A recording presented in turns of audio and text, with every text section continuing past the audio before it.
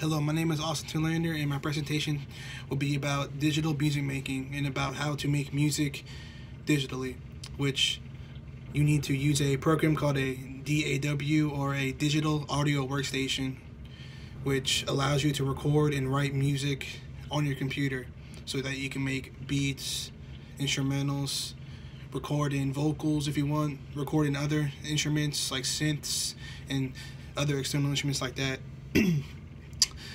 There are many DAWs to choose, or DAWs to choose out there. Each one has mostly the same capabilities, but some are better than in certain areas than others. They have FL Studio, which is really good for like dance music, hip-hop music. Ableton Live, which is really good for DJs, live productions, and also for like EDM and dance music. Cubase, which a lot of composers use because it allows for a lot of tracks, a lot of instruments to be in the program. There's also the industry standard, which is Pro Tools, which a lot of studios around the world use today. A lot of big name artists use. A lot of songs you hear on the radio, most likely Pro Tools would be the DAW that the producer or the artist chooses to use. There's also Logic, which is a Mac-only DAW, which is used only on Mac products like MacBooks, iMacs. A lot of people who use Mac products choose to use Logic because it is a very good digital audio workstation. If you want to legitimately start making music, then you probably want to invest in a sound card, which is a sound card that is low latency and has microphone inputs and outputs, and also headphone inputs and other various things producers use, so that you can have the lowest latency possible and the highest quality sound and bit rate. You would probably also want to invest in studio monitors, which are speakers designed for making music. They have a flat frequency response, so there are no hyped sounds, hyped highs, lows. You get a flat frequency response, so you can have the most accurate representation of your music given to you from the speaker. You can also invest in controllers, which consist of drum kits, MIDI, keyboards. They allow you to be more hands-on with making music on a computer. They can also enhance your workflow. They make it more fun. If you want to get serious about making music, I highly recommend getting a controller or a MIDI keyboard of some sort. If you want to record vocals into your music, you can invest in microphones, which consist of dynamic microphones or condenser microphones. A condenser microphone is a more sensitive microphone.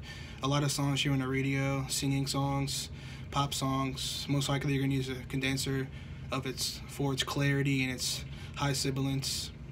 Condensers pick up a lot more sound, and they also require a phantom power, which most sound cards come with a phantom power connection, so they can power your condenser microphone. There's also dynamic microphones, which do not require any type of power.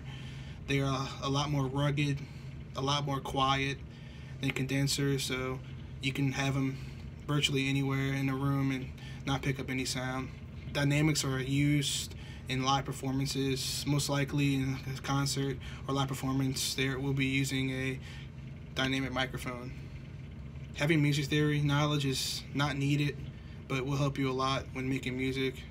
In my opinion, the main thing that you should have when you do make music is just having basic rhythm, just knowing basic time signatures, stuff like that. That will help you a lot. When you get into the DAW, you will probably want to invest in some VSTs, which is a virtual instrument, which is a software that has loaded sounds that you can use to make music. And also some VSTs have a synthesizer, which you can make synths using oscillators and design your own sounds. Once you have your VSTs, you probably want to download a drum VST, some drum kits for percussion in your tracks to finish it. Once you have all the sounds and drums, you can create your track, arrange it in any DAW you want to, and start expressing yourself. One of the final steps in making music is mixing and mastering, which mixing is basically just leveling all the sounds so they all blend in together, and EQ the sound so certain sounds don't overbear other sounds and it just sounds all good and it comes together. And then mastering is just basically just making the track loud and sounding good on all platforms, like a car radio, a Bluetooth speaker, your iPhone speaker.